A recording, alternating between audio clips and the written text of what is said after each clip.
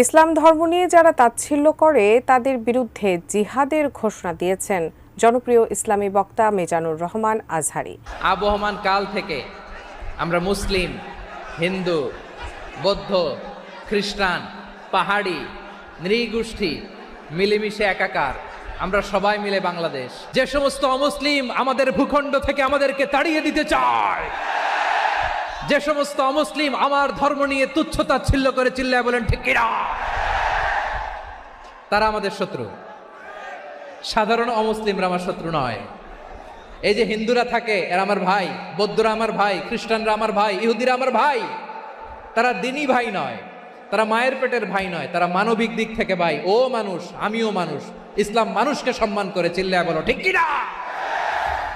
যারাই আমাদের ইসলামকে নিশ্চিহ্ন করতে চায় তাদের বিরুদ্ধে আমাদের সংগ্রাম আওয়াজ করে বলতে হবে ঠিক কিনা।